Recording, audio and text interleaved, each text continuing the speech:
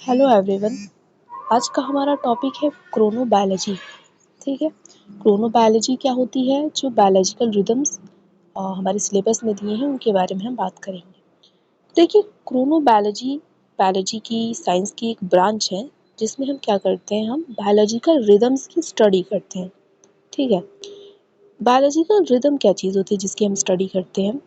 तो रिदम क्या होता है? सबसे पहले बात, हम म्यूजिक में भी रिदम की बात करते हैं ना, क्या कहते हैं, लय की बात करते हैं, रिदम। तो अगर रिदम को आप डिफाइन करना चाहें तो हम क्या कहेंगे कि रिदम एक कोई रेगुलर रिपीटेड पैटर्न होता है किसी भी चीज़ का। ठीक है, रेगुलर रिपीटेड पैटर्न का मतलब क्या है कि एक फिक्स टाइम इंटरवल पे बार बार वो चीज़ क्या हो रही है, रिपीट हो रही है, और उसी चीज़ को हम क्या कहते हैं, रिदम कहते हैं। जैसे मान लीजिए कि आप 1 घंटे का कोई एक टाइम स्केल ले लीजिए। ठीक है, 1 घंटे का टाइम स्केल है और आप हर 10 मिनट में क्या कर रहे हैं, आप हर 10 मिनट पे कोई एक काम कर रहे हैं। ठीक, हर 10 मिनट का टाइम लैप्स है और यहाँ पे भी आप वो सेम काम कर रहे हैं, वहाँ पे भी, यहाँ पे भी हर 10 मिनट पे कोई काम कर रहे हैं। तो क्या है, ये एक रेगुलर कर रहे हैं आप। रेगुलर कैसे कि हर 10 मिनट पे काम हो रहा है और रिपीटेड, आप वही काम बार बार रिपीट कर रहे हैं। तो ये क्या हुआ, एक रिदम हो गया। कोई भी आप हर 10 मिनट पे कोई स्नैक खा रहे हैं या फिर खेलने जा रहे हैं, तो क्या है, वो आपका रिदम हो गया है। तो रिदम क्या होता है कि एक रेगुलर रिपीटेड पैटर्न होता है। जैसे म्यूज़िक में हम बात करते हैं कि कोई एक क्या कहते हैं, टोन है, कोई भी एक टोन है, तो क्या होता है, कोई पर्टिकुलर एक साउंड है। ठीक, और वो पर्टिकुलर साउंड क्या होता है, एक पर्टिकुलर टाइम के बाद, कुछ सेकंड के बाद, कुछ मिली सेकंड के बाद क्या होता है कि वो रिपीट होता रहता है। उसके बाद वो क्या बन जाता है, एक रिदम बन जाता है। तो रिदम क्या होता है, एक रेगुलर रिपीटेड पैटर्न होता है किसी भी चीज़ का, मूवमेंट का या साउंड का, किसी भी प्रोसेस का। तो हम क्या कहते हैं, वो रिदम कहलाने लगता है। जब कोई भी काम एक रेगुलर रिपीटेड पैटर्न में हो, ठीक है, तो वो क्या कहलाने लगता है, रिदम कहलाता है। ये वाला अगर आप डेफिनेशन देखें तो क्या है कि sequence of events that repeat themselves in a specific order with the same time interval. एक सीक्वेंस ऑफ इवेंट हो रहा है। ठीक, एक सीक्वेंस ऑफ एक के बाद एक हो रहा है, वो भी एक स्पेसिफिक ऑर्डर में और सेम टाइम इंटरवल पे। तो इसी चीज़ को हम क्या कह देते हैं, रिदम कहते हैं, या फिर सबसे सिंपल रेगुलर रिपीटेड पैटर्न, उसको हम रिदम कहते हैं। अब रिदम में क्या हम बात करें कि बायोलॉजिकल रिदम, तो रिदम एक जो चीज़ है वो हम समझें तो उसको आप लाइफ के साथ जोड़ दीजिए। बायोलॉजिकल मतलब लाइफ के साथ जोड़ दीजिए। तो बायोलॉजिकल रिदम क्या होता है कि जो नेचर में, जो हमारी, अगर हम अपनी बात करें, ह्यूमन या एनिमल, किसी भी बायोलॉजिकल स्पीशीज़ में जो प्रोसेसेस होते रहते हैं, अब हमारी बॉडी में डिफरेंट तरह के प्रोसेसेस होते रहते हैं। तो जो अलग अलग बॉडी के फंक्शंस हैं, प्रोसेसेस हैं, जो एक क्या, एक रेगुलर रिपीटेड पैटर्न में हो, ठीक, एक रेगुलर रिपीटेड पैटर्न में होते हैं, हम उसको बायोलॉजिकल रिदम कहते हैं। जैसे एग्जांपल के लिए सबसे हम देखें कि जो हार्ट बीट होता है, ठीक, तो हार्ट बीट का एक रेगुलर रिपीटेड पैटर्न है। ठीक, उसके बाद अगर ब्रीथिंग रेट भी हमारी होती है, मेंस्ट्रुअल साइकिल होता है, मेंस्ट्रुअल साइकिल मतलब 28 डेज़ का साइकिल है, तो वो क्या है, उसका एक एक टाइम इंटरवल है, 28-29 डेज़ का एक टाइम इंटरवल है, और वो क्या होता रहता है, रिपीट होता रहता है। तो वो क्या है, वो भी एक बायोलॉजिकल रिदम है। रिदम तो है, और क्योंकि वो बायोलॉजिकल चीज़ से जुड़ा हुआ है तो बायोलॉजिकल रिदम है। हार्मोन्स का हमारी बॉडी में सिक्रीशन भी होता रहता है, एक रेगुलर पैटर्न में, एक रिपीटेड पैटर्न में होता रहता है, एक फिक्स टाइम इंटरवल है उनका। तो ये सब क्या होता है, ये बायोलॉजिकल रिदम होता है। और बायोलॉजिकल रिदम की ही स्टडी को, जो ब्रांच है, जो एरिया है, उसको हम क्या कहते हैं, क्रोनोबायोलॉजी कहते हैं। तो देखिए, अगर डेफिनेशन हम देखें तो biological rhythms are the natural cycle of changes in our bodies chemicals और फंक्शन। जो हमारी बॉडी में केमिकल्स हैं, मतलब अब देखिए, जो हार्मोन्स का सिक्रीशन है तो वो भी तो केमिकल है।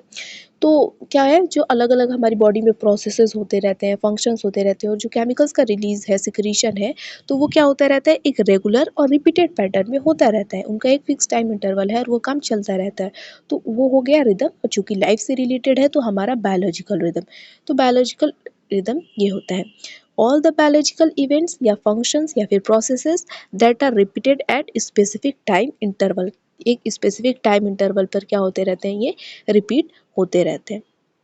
जैसे हम नॉर्मली कह रहे हैं कि अगर 1 मिनट में हमारा हार्ट बीट हो रहा है 72 टाइम्स, तो एक है ना इसका कि 1 मिनट में इसका फिक्स है कि 60 सेकंड्स में 72 टाइम्स से क्या हो रहा है, बीट कर रहा है। ठीक, तो उसका एक रिपीटेड पैटर्न है और रेगुलर पैटर्न है कि वो चल रहा है। तो ये क्या होता है, बायोलॉजिकल रिदम होते हैं। और इन्हीं बायोलॉजिकल रिदम की जो एरिया है, जो स्टडी का मतलब जो एरिया है, वो क्या कहलाता है, क्रोनोबायोलॉजी होती है। ठीक है, तो देखिए हम क्रोनोबायोलॉजी के बारे में थोड़ा डिस्कस करते हैं। तो chronobiology is the study of biological rhythms. एक पॉइंट हुआ कि क्या होता है, स्टडी ऑफ बायोलॉजिकल रिदम्स होता है and other time related phenomena in living things. Biological rhythms का तो क्या है, स्टडी होता है, और जो टाइम रिलेटेड फिनोमिना है हमारे लिविंग थिंग्स में, लिविंग हमारी बॉडी में, तो वो क्या होता है, क्रोनोबायोलॉजी होती है। क्रोनोबायोलॉजी, बायोलॉजिकल रिदम भी तो सब टाइम स्पेसिफिक ही है, इसीलिए क्रोनोबायोलॉजी। क्रोनोबायोलॉजी जो वर्ड है ना, तो इसका जो क्रोनस है, ये 3 वर्ड से मिलके बना है। क्रोनस का मतलब होता है टाइम, और बायो मतलब लाइफ है हमारा, और लोगस लिया गया है, जो लोगी है, लोगस से मतलब जो ब्रांच है स्टडी की। यहाँ पे देखिए हम, ये क्रोनस कहाँ है, क्रोनस का मतलब टाइम होता है, बायोस लाइफ, और लोगस स्टडी, तो ये हमारा क्रोनोबायोलॉजी होता है। नेक्स्ट देखिए हम पॉइंट, तो biological rhythms are synchronized cyclic patterns observed in organism. Biological rhythms क्या होते हैं, सिंक्रोनाइज्ड साइक्लिक पैटर्न है, ठीक है, एक रेगुलर रिपीटेड पैटर्न है जो हमें देखने को मिलता है लिविंग ऑर्गेनिज्म में। सिंक्रोनाइज्ड का क्या मतलब होता है, ये वर्ड कई बार आएगा। तो सिंक्रोनाइज मतलब होता है कि हिंदी में क्या कहते हैं हम उसको, समकालीन कह सकते हैं। जैसे एक ही टाइम पे एक ही साथ दो चीज़ें या दो से अधिक चीज़ें एक ही साथ पे काम कर रही हैं, तो वो हम क्या कहते हैं, सिंक्रोनाइज्ड कहते हैं उसको। तो बायोलॉजिकल रिदम्स क्या होती हैं, ये सिंक्रोनाइज साइक्लिक पैटर्न है। अलग अलग हमारी बॉडी में फंक्शंस होते रहते हैं, तो वो अलग अलग फंक्शंस एक टाइम पे चलती रहती हैं, तो क्या होता है, इन्हीं को हम बायोलॉजिकल रिदम कहते हैं। कुछ बायोलॉजिकल रिदम की अगर हम बात करें तो कौन कौन से हैं, circadian rhythm, diurnal rhythm, ultradian rhythm, infradian rhythm, इसके अलावा लूनर रिदम, टाइडल रिदम, ये सारी रिदम है जिनके बारे में हम डिस्कस करेंगे। These cyclic patterns are driven by biological clock. अब देखिए हम क्या कह रहे हैं कि क्रोनोबायोलॉजी क्या है, कि जो बायोलॉजिकल रिदम्स जो है उनकी स्टडी को हम क्या कहते हैं, क्रोनोबायोलॉजी कहते हैं। और बायोलॉजिकल रिदम्स क्या है, जो हमारी बॉडी में जो एक रिपीटेड पैटर्न में जो भी फंक्शंस चलते आ रहे हैं, प्रोसेसेस हो रही हैं, वो बायोलॉजिकल रिदम्स हैं। अब ये जो साइक्लिक पैटर्न है, ठीक, जो चला आ रहा है, जो भी रिपीटेड पैटर्न में काम हो रहा है, वो किसकी वजह से होता है, तो बायोलॉजिकल क्लॉक। ठीक, क्लॉक का हमारा काम क्या होता है, आर्टिफिशियल क्लॉक जो है हमारा समय बताता है। बायोलॉजिकल क्लॉक क्या होता है, वो भी बायोलॉजिकल क्लॉक का काम है हमारी बॉडी की, जो भी हमारी मतलब सारे लिविंग ऑर्गेनिज्म की बात कर रहे हैं हम, कि जो भी फंक्शंस हो रहे हैं वो एक टाइम स्पेसिफिक मतलब टाइम पे चलते रहें। बायोलॉजिकल क्लॉक यहाँ पे हम डिस्कस करें, देखिए बायोलॉजिकल क्लॉक क्या होता है, is one that synchronizes biological rhythm, जो बायोलॉजिकल रिदम के साथ साथ काम करें। ठीक है, होता क्या है कि हमारी जो ब्रेन में वो है, हाइपोथैलेमस है, हाइपोथैलेमस में क्या होता है, एक एसियन होता है, सुप्राकास्मेटिक न्यूक्लियस, और यही क्या करता है, बायोलॉजिकल क्लॉक की तरह काम करता है।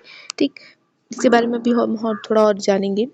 तो ये क्या करता है, यही एक तरीके से हम कह सकते हैं कि बायोलॉजिकल रिदम्स को कंट्रोल करके रखता है, दोनों साथ साथ काम करते हैं।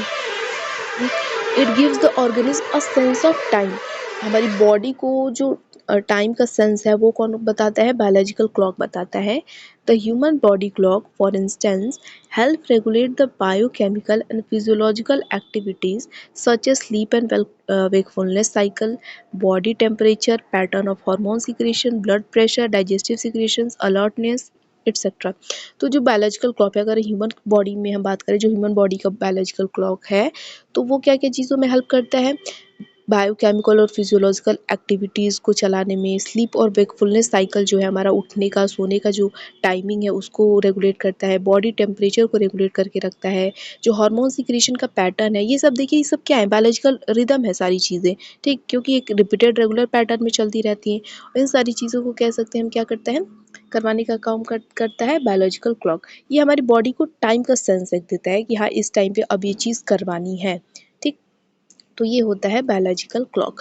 तो ये जो जो भी साइक्लिक पैटर्न्स चल रहे हैं हमारी बॉडी में, उन वो किसकी वजह से होता है, बायोलॉजिकल क्लॉक की मदद से होता है।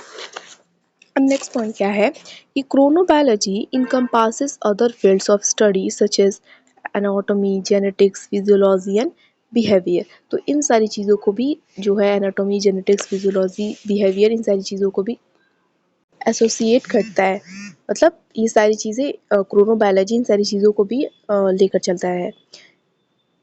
नेक्स्ट पॉइंट है कि understanding biological rhythms is essential in predicting the physiological and behavioural pattern of a biological system.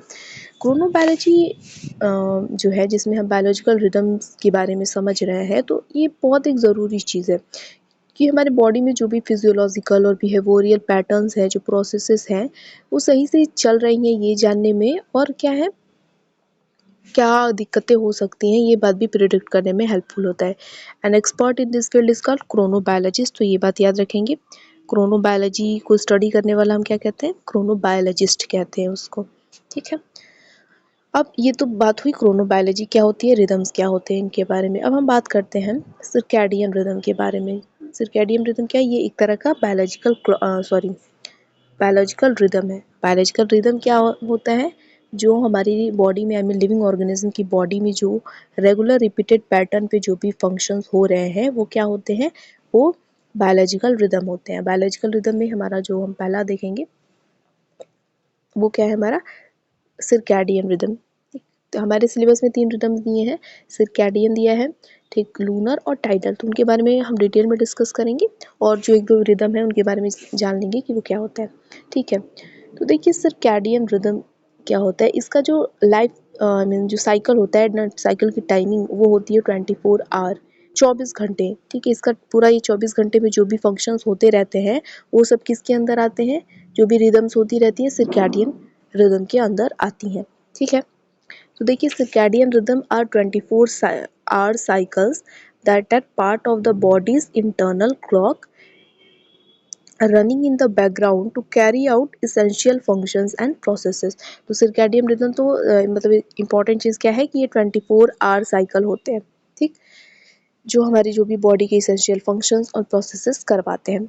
जो मोस्ट इम्पॉर्टेंट जो चीज़ होता है ना सर्कैडियन रिदम का एग्जांपल या कहीं भी बात आए तो आपको ये याद रखनी पता होनी चाहिए कि स्लीप वेक साइकिल जो इसेंशियल और मोस्ट इम्पॉर्टेंट एग्जांपल होता है, कैरेक्टरिस्टिक्स होता है, वो होता है स्लीप वेक साइकिल।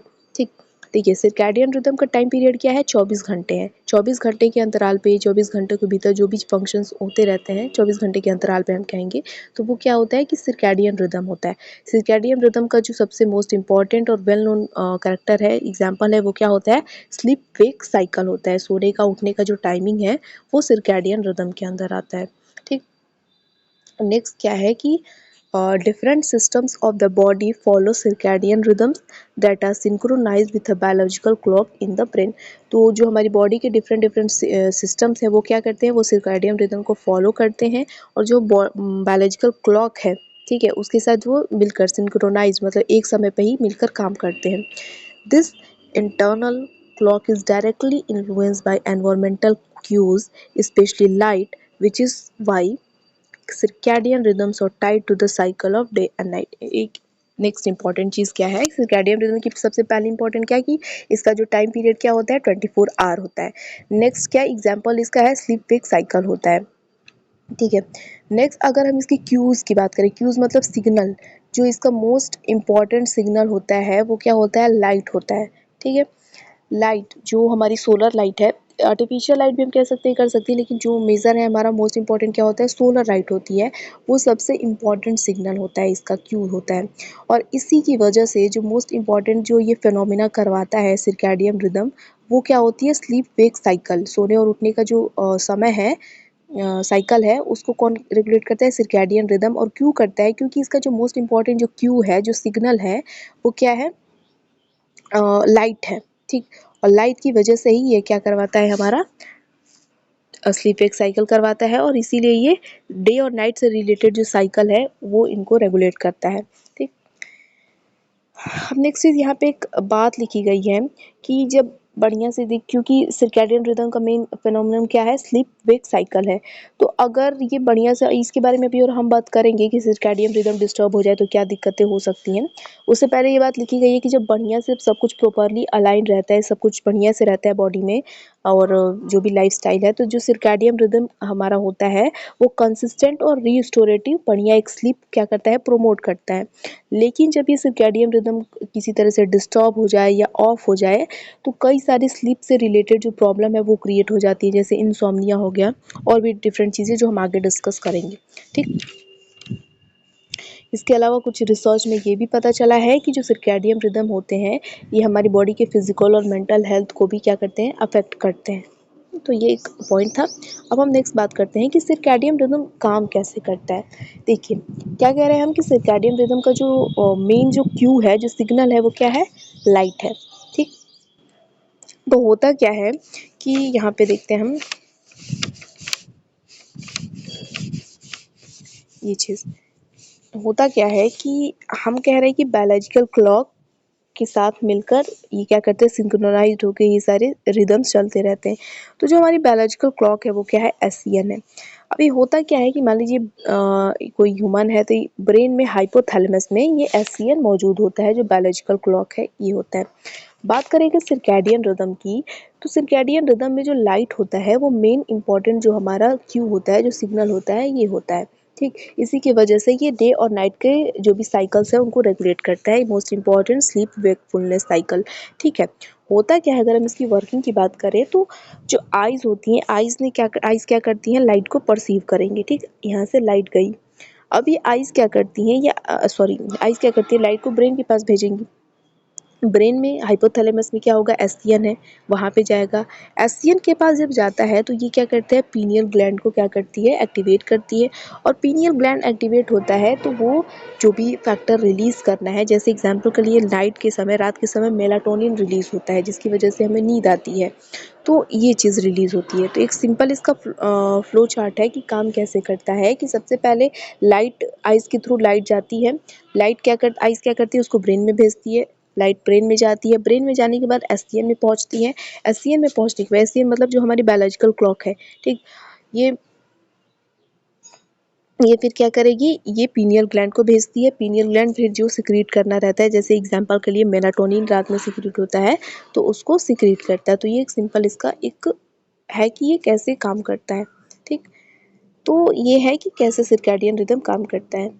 इसके अलावा कुछ और पॉइंट्स यहाँ पे लिखे हैं जिसको हम देखते हैं कि circadian rhythms work by helping to make sure that the body's processes are optimized at various points during a 24 hours period। तो सर्कैडियन रिदम देखिए क्या काम करता है कि जो, क्योंकि इसका साइकिल है 24 आवर, तो 24 आवर पीरियड में जो हमारी बॉडी के अलग अलग पॉइंट्स पे, मतलब अलग अलग टाइमिंग पे जो भी फंक्शंस हैं वो बढ़िया से काम हो रहे हैं कि नहीं, ये चीज़ देख रेख करता है ये। सर्कैडियन जो वर्ड है ये आया है लैटिन फ्रेज सिरकाडियम से, जिसका मतलब होता है अराउंड अ डे, एक दिन के पूरे जो अराउंड है उस सिरकाडियन उसका मतलब होता है। अब नेक्स्ट पॉइंट ये है कि जो सिरकाडियन रिदम होते हैं ये हर तरह के ऑर्गेनिज्म में मिलता है, हमें देखने को मिलता है। हर तरह के जो लिविंग ऑर्गेनिज्म हैं उसमें क्या होता है, सिरकाडियन रिदम देखने को हमें मिलता है। ठीक, जैसे एग्जांपल के लिए यहाँ पे बताया गया है कि जो फ्लावर्स होते हैं, हमारे फ्लावर्स क्या होते हैं, तो ये राइट टाइम पे ओपन हो, मतलब ओपन और क्लोज हो, उसको भी कौन रेगुलेट करता है, सर्कैडियन रिदम। उसके अलावा जो नॉकटर्नल एनिमल्स होते हैं, मतलब जो रात में एक्टिव रहते हैं, तो उनको भी सिर्फ रात में ही एक्टिव करवाने का काम कौन कौन करवाता है, सर्कैडियन रिदम। और इसलिए क्योंकि अगर वो दिन में निकलते हैं तो उनको क्या है, प्रीडेटर से उनको खतरा है, इसलिए नॉकटर्नल एनिमल्स में भी रेगुलेशन का काम सर्कैडियन रिदम करवाता है। ठीक, अगर ह्यूमंस में हम बात करें तो सर्कैडियन रिदम क्या करता है, मेंटल और फिजिकल सिस्टम को कोऑर्डिनेट करके फंक्शंस परफॉर्म करवाता है। जैसे अगर जैसे क्या है कि जो हमारा डाइजेस्टिव सिस्टम है, तो वो क्या करता है, कुछ स्पेसिफिक प्रोटीन्स को रिलीज करता है टिपिकल टाइमिंग ऑफ मील्स पे, मतलब किसी पर्सन का एक पर्टिकुलर टाइम होगा कि हम इस टाइम पे खाना खाएंगे, तो उससे क्या करवाता है, एक पर्टिकुलर टाइम पे टिपिकल टाइमिंग पे जो डाइजेस्टिव सिस्टम होता है वो कुछ प्रोटीन्स रिलीज करवाता है उसके डाइजेशन में हेल्प हो, उसकी वजह से जो एंडोक्राइन सिस्टम होते हैं वो हॉर्मोन्स रेगुलेट करते हैं, रिलीज करवाते हैं। ठीक, ताकि हमारा जो नॉर्मल एनर्जी एक्सपेंडिचर है वो सूट हो सके। तो ये सब काम हमारा सर्कैडियन रिदम कर पाता है और ये हर तरह की क्या है, ऑल ऑर्गेनिज्म में देखने को मिलता है। अब नेक्स्ट यहाँ से वर्किंग की बात की गई है कि जो सर्कैडियन रिदम है throughout the body are connected to an internal clock located in the brain. तो सर्कैडियन रिदम किससे कनेक्टेड है? जो हमारी इंटरनल क्लॉक है, ठीक, क्या ब्रेन में लोकेटेड इंटरनल क्लॉक है उससे क्या है, ये जुड़ी हुई है। तो स्पेसिफिकली कहाँ मिलती है ये? सुप्राकिस्मेटिक न्यूक्लियस में, एससीएन में। और जो क्या है, एक पार्ट है ब्रेन, जो है हाइपोथैलेमस है ब्रेन का पार्ट, वहाँ पे हमें मिलता है। तो होता क्या है कि at different times of the day clock genes in the SCN send signal to regulate activity throughout the body. तो पूरे दिन भर में क्या होता है, अलग अलग टाइमिंग पे अलग अलग फंक्शन चलते रहेंगे। तो जो क्लॉक जीन्स होते हैं एससीएन में, जो बायोलॉजिकल क्लॉक है हमारी सुप्राकिस्मेटिक न्यूक्लियस, तो उसके अंदर जो क्लॉक जीन्स हैं वो तो हमारी बॉडी में अलग अलग टाइम पे अलग अलग सिग्नल्स भेजते रहते हैं पूरे दिन में पूरी बॉडी में, ताकि जो भी फंक्शंस है वो परफॉर्म हो सके। अब बात ये है कि जो एससीएन होती है वो हाईली सेंसिटिव होती है लाइट से, ठीक। और इसीलिए जो लाइट होता है एक क्रिटिकल एक्सटर्नल क्यू मतलब सिग्नल की तरह क्या करता है, काम करता है एससीएन के लिए। जो करता क्या है कि influences the signal sent by the SCN to coordinate circadian rhythm in the body. तो सिग्नल जो मिलता है, जो लाइट मिलती है एससीएन के पास, उसी की वजह से जो भी कोऑर्डिनेशन है बॉडी में वो होता रहता है। और for this reason circadian rhythms are closely connected to day and night. और चूंकि पहले भी हमने कहा कि लाइट इसका एक मेजर सोर्स है, ये ज़्यादा सेंसिटिव होती है लाइट के लिए, इसीलिए जो सर्कैडियन रिदम होते हैं वो डे और नाइट के साइकिल्स जो भी होते हैं उनके लिए ये रिस्पॉन्सिबल होते हैं, ठीक। तो देखिए मेजर जो क्या कहते हैं, लाइट है सिग्नल की तरह क्यू की तरह काम करती है, लेकिन जो अलग क्यूज होते हैं, सिग्नल्स होते हैं, जैसे एक्सरसाइज हो गया, सोशल एक्टिविटी, टेम्परेचर, ये सारी भी हमारी क्या कर सकती हैं, एससीएन को, इंटरनल क्लॉक को क्या कर सकती हैं, रेगुलेट कर, अफेक्ट कर सकती हैं। लेकिन लाइट क्या होती है, मोस्ट इम्पॉर्टेंट पावरफुल इन्फ्लुएंस होता है सर्कैडियन रिदम पे, ठीक। अब नेक्स्ट बात है कि हम ये कह रहे हैं कि सर्कैडियन रिदम का जो मेजर और मोस्ट इम्पॉर्टेंट एग्जांपल होता है, फिनोमिनन होता है, वो क्या होता है, स्लीप वेकफुलनेस साइकिल। जो सोने और जागने का टाइमिंग है, जो साइकिल है, वो मेजर चीज़ होता है। तो ये होता कैसे है, तो ये अगर हम बात करें तो देखिए क्या होता है कि जब दिन रहता है सुबह के टाइम, तो ये जो हमारी बायोलॉजिकल क्लॉक है, सर्कैडियन रिदम्स हैं, ये क्या करती हैं, इंटरनल क्लॉक जो है हमारी बायोलॉजिकल क्लॉक, तो वो सिग्नल भेजती है, ऐसे सिग्नल्स को जनरेट करती है जिसकी वजह से हमारी जो बॉडी है दिन के टाइम वो अलर्ट रहे, अवेक रहे, पूरे टाइम एक्टिव रहे दिन के टाइम। लेकिन जैसे ही रात होती है, ठीक है, तो रात होते ही क्या होता है कि मेलाटोनिन होता है वो रिलीज करवा देती है जो हमारी इंटरनल क्लॉक होती है। और मेलाटोनिन क्या करती है, ये स्लीप इंड्यूसिंग है, हमारे स्लीप को इंड्यूस करती है और इसकी वजह से हम सोते हैं। तो दिन में क्या करती है, ये ऐसे सिग्नल्स रिलीज करती है जो हमें दिन भर एक्टिव रह सके, ठीक। और रात में क्या होती है, मेलाटोनिन सीक्रेट होती है। इसी की वजह से जो हमारा सर्कैडियन रिदम है, जो स्लीप वेकफुलनेस साइकिल का, ये चलता रहता है।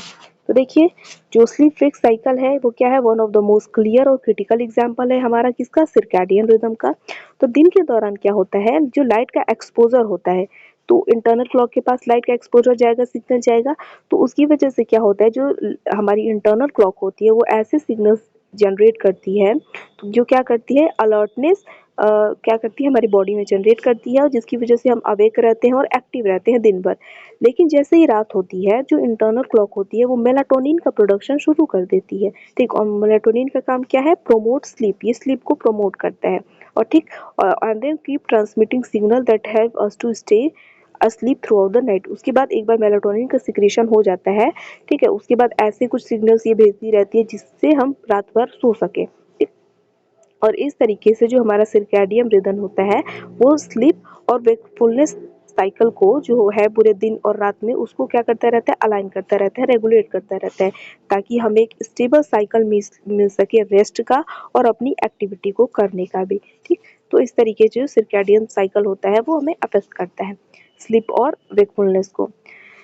अब मेन तो हमने देख रहा है कि मेन जो सर्कैडियन साइकिल का है, रिदम का है सॉरी, तो वो क्या रेगुलेट करता है, स्लीप को और वेकफुलनेस को। लेकिन क्या सिर्फ स्लीप को ही रेगुलेट करता है, तो नहीं, इसके अलावा भी कुछ चीज़ों को रेगुलेट करता है।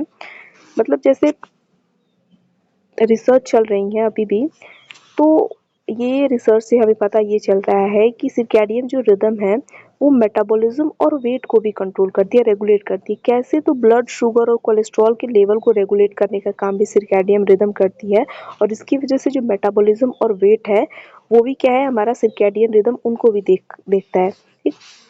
इसके अलावा सर्कैडियन रिदम जो मेंटल हेल्थ है हमारी, उसको भी रेगुलेट करता है, जैसे including the risk of psychiatric illness like depression and bipolar disorder as well as the potential for neurodegenerative diseases like dementia.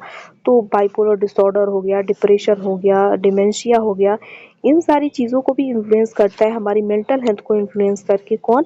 Circadian rhythm. इसके नेक्स्ट क्या है कि ऐसे भी इंडिकेशंस हमें मिले हैं, there are indications that circadian rhythm have an important influence on the immune system as well. जो हमारी इम्यून सिस्टम है उस पे भी हमारा सर्कैडियन रिदम का रेगुलेशन है, थोड़ा अफेक्ट है। कैसे? कि जो प्रोसेस होता है डीएनए रिपेयर का, ठीक है, जो हमारी कैंसर को प्रिवेंट करने में हेल्पफुल हो सकते हैं, ये सारी जो बातें हैं, प्रोसेस है डीएनए रिपेयर का, ये भी कौन? सर्कैडियन रिदम इसको अफेक्ट करता है। Early stage research indicates that circadian cycles can influence the effectiveness of anti-cancer drugs and that new medications may be useful more strategically। तो अभी जो रिसर्च चल रही है, तो शुरुआती स्टेजेस में हमें ये पता चला है कि जो हमारी जो सर्कैडियन साइकिल्स है, सर्कैडियन रिदम है, ये एंटी कैंसर ड्रग्स की इफेक्टिवनेस को क्या कर सकती हैं? अफेक्ट कर सकती हैं। ठीक? तो ये सारी अभी रिसर्च चल रही हैं, तो कुछ बातें हमें जो पता चली हैं उसके बारे में हमने डिस्कस किया। जो मेन इंपॉर्टेंट फेनोमेना होता है सर्कैडियन साइकिल का, वो क्या होता है? स्लीप और वेकफुलनेस साइकिल का काम होता है। इसके अलावा भी कुछ चीज़ों को ये अफेक्ट करती है जिनके बारे में हमने बात की। अब नेक्स्ट ये चीज़ है कि अगर स्लीप और वेकफुलनेस साइकिल को हमारा रेगुलेट कर रहा है सर्कैडियन साइकिल, इसकी वजह से एक कह सकते हैं कि हमारी नॉर्मल लाइफ साइकिल चलती रहती है। लेकिन अगर ये सर्कैडियन साइकिल ऑफ कर दिया जाए, किसी तरीके से इसको आप डिस्टर्ब कर दें, फिर क्या होगा? तो देखिए, मेन चीज़ इसका काम क्या है कि स्लीप वेक साइकिल को ये रेगुलेट कर रहा है। अगर आप इस सर्कैडियन साइकिल को बंद कर दें या फिर क्या कह दें, आप किसी तरह से इसको डिस्टर्ब कर दें, तो मेन चीज़ क्या होगी कि स्लीप से जो भी रिलेटेड प्रॉब्लम है वो क्रिएट हो जाएंगी। ठीक? उसके बाद क्या होगी? अलग-अलग बीमारियाँ पैदा होंगी, अलग-अलग डिसऑर्डर्स होंगे। तो हमारी सर्कैडियन रिदम एक बहुत ही इम्पोर्टेंट चीज़ है। देखते हैं क्या-क्या इससे प्रॉब्लम हो सकती हैं अगर ये ऑफ हो जाए तो। तो देखिए, when circadian rhythm is thrown of, the body system do not function optimally. अगर सर्कैडियन रिदम किसी तरीके से डिस्टर्ब हो जाती है, तो जो हमारी बॉडी के सिस्टम्स है वो अच्छे से परफॉर्म नहीं होंगे, फंक्शंस परफॉर्म नहीं होंगे। और disturb sleep wave circadian rhythm can give rise to serious sleep problem. तो अगर एक डिस्टर्ब या फिर खराब हमारी सर्कैडियन रिदम है, उससे क्या होगा कि सीरियस स्लीप प्रॉब्लम्स क्रिएट हो सकती हैं। क्यों? क्योंकि अगर हमारी बॉडी को इंटरनल क्लॉक है, उसको अगर ढंग से प्रॉपर सिग्नलिंग नहीं मिलेगी, तो जो हमारी जो पर्सन है उसको उसके पास वो चीज़ नहीं पहुंच पाएगी, एसडीएन के पास नहीं पहुंच जाएगी, तो वो आगे नहीं भेज पाएगा सिग्नल। ठीक? तो इसी वजह से जो भी डिफ़िकल्टी है, स्लीप से रिलेटेड प्रॉब्लम है, वो चीज़ अफेक्ट होगी। फिर ना इंसान ढंग टाइम पे सो पाएगा, ना अच्छे से सही टाइम पे उठ पाएगा, और इस तरीके से पूरा जो स्लीप शेड्यूल है, जो लाइफस्टाइल है, वो क्या हो जाएगी? डिसबैलेंस हो जाएगी। क्या हो सकता है कि जो टोटल स्लीप है वो रिड्यूस हो सकता है। ठीक? लोअर क्वालिटी स्लीप मिल सकती है, फ्रेगमेंटेड मिल सकती है, मतलब एक कंटिन्यूस स्लीप नहीं मिलेगी। ठीक? तो ये सारी चीज़ें अफेक्ट कर सकती हैं। इन एडिशन क्या हो सकता है? स्टडी से ये भी पता चला है कि जो सर्कैडियन रिदम अगर डिस्टर्ब हो जाएगा, तो ये ऑब्स्ट्रक्टिव स्लीप एपनिया ओएसए नाम की जो डिसऑर्डर है ये क्रिएट करवा सकता है। इसमें होता क्या है कि इंसान जब सो रहा है तो क्या होता है कि ऑक्सीजन लेवल कम हो जाता है, और ऑक्सीजन लेवल कम हो जाएगा तो बार-बार जो इंसान के स्लीपनेस में है उसमें डिस्टर्बेंस आएगी। ठीक? तो ओएसए ऐसा डिसऑर्डर है। तो ये क्या होता है? एक स्लीप डिसऑर्डर है जिसमें रिपीटेड लैप्सेस इन ब्रीथिंग आती है। OSA reduces the body oxygen level and causes numerous sleep interruptions through the night. ठीक? एज अ होल क्या होता है कि अगर एक मिस अलाइंड सर्कैडियन रिदम है, एक बढ़िया सर्कैडियन रिदम नहीं है, तो ये हमारी क्या करेगी? स्लीप को नेगेटिवली अफेक्ट करेगी कई सारे तरीकों से, जिससे प्रॉब्लम इंसोम्निया हो सकता है, डे टाइम स्लीपनेस हो सकती है, एक्सेसिव डे टाइम स्लीपनेस, और हमारी लाइफ में क्या हो जाएगा, इधर-उधर सारी चीज़ें हो जाएँगी। अब सही टाइम पे सोएँगे नहीं, जागेंगे नहीं तो क्या होगा, सब कुछ इधर-उधर होगा, सही टाइम पे कुछ नहीं हो पाएगा, ठीक? तो ये पॉइंट है। नेक्स्ट पॉइंट ये है कि जो सर्कैडियन रिदम अफेक्ट करता है साइकिल को, ये चीज़ तो हमने डिस्कस किया ना, फिर से आइए।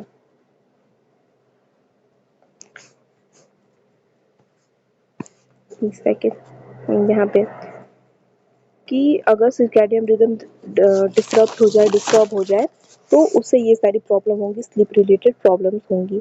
तो ये इस सर्कैडियन रिदम को कोई डिस्टर्ब कर क्यों रहा है, और कौन-कौन सी चीज़ें हैं जो डिस्टर्ब उसको कर रही हैं जिससे वो खराब हो रहा है? तो देखिए, disruption to circadian rhythm can occur over the short or long term. तो जो सर्कैडियन रिदम में डिस्टर्बेंस है वो एक लंबे समय तक के लिए भी हो सकता है और एक बहुत ही छोटे समय के लिए हो सकता है, ठीक। Expert have identified a number of types of circadian rhythm sleep wake disorder.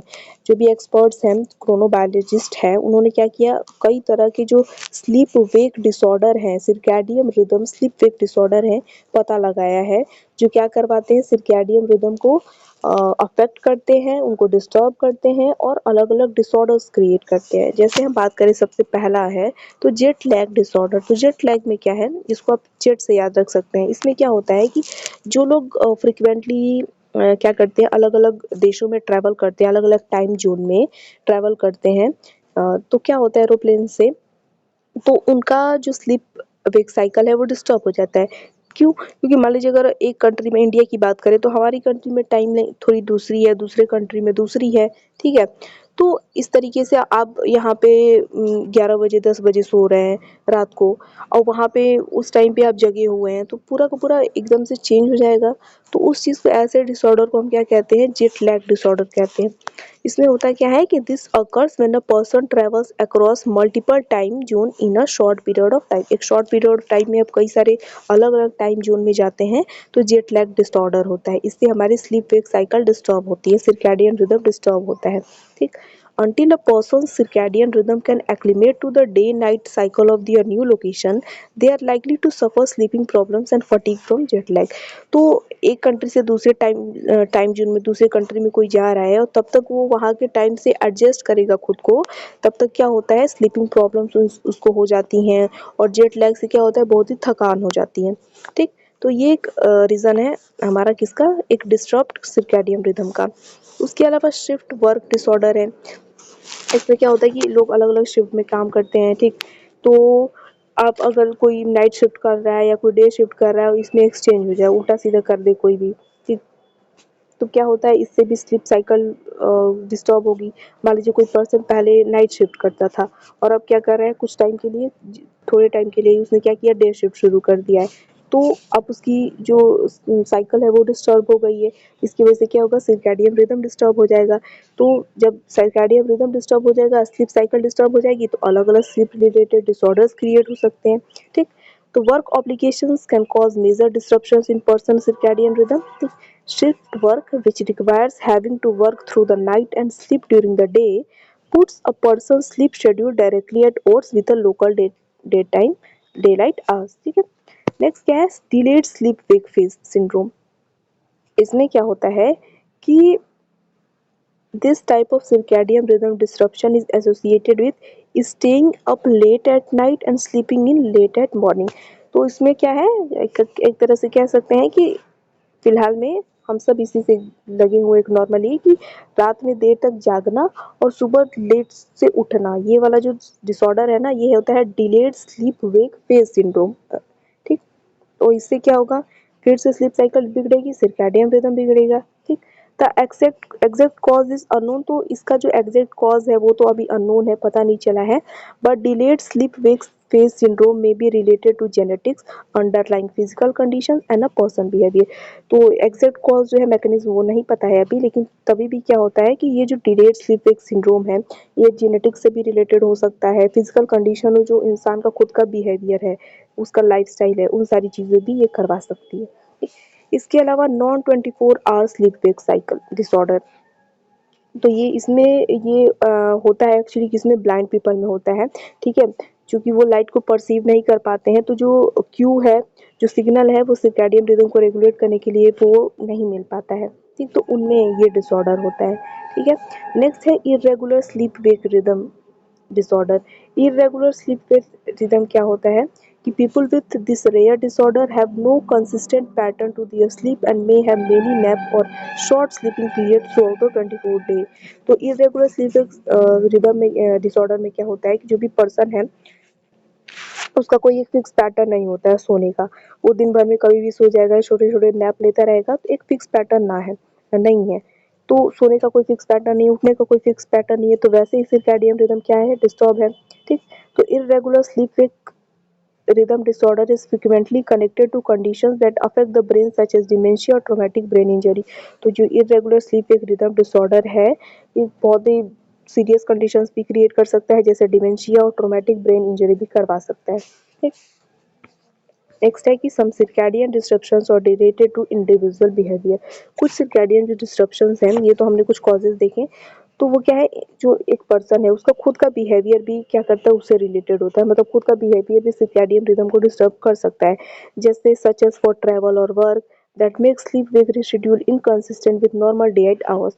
जैसे कोई इंसान ट्रैवल कर रहा है, काम कर रहा है, तो स्लीप वेक साइकिल उसका डिस्टर्ब होता है। Other disorders stems from an underlying issue that causes an inability to receive or process environmental clues that regulate the body biological clock। फिर कुछ और ये दिक्कत हो सकती है कि जो भी पर्सन है वो जो बाहरी उसको एनवायरमेंटल क्यूज जो मिल रहे हैं वो उसको नहीं मिल पाए, ठीक। तो जब अगर सिग्नल ही नहीं मिल पाएगा, बॉडी परसीव नहीं कर पाएगी, तो फंक्शन नहीं हो पाएगा नॉर्मली, ठीक। कुछ केसेस में जेनेटिक्स के भी कॉजेज, जेनेटिक लेवल पे भी कॉजेज क्या कर सकते हैं, ये सब डिस्टर्बेंस करवा सकते हैं, ठीक। तो ये कुछ कॉजेस हो गए।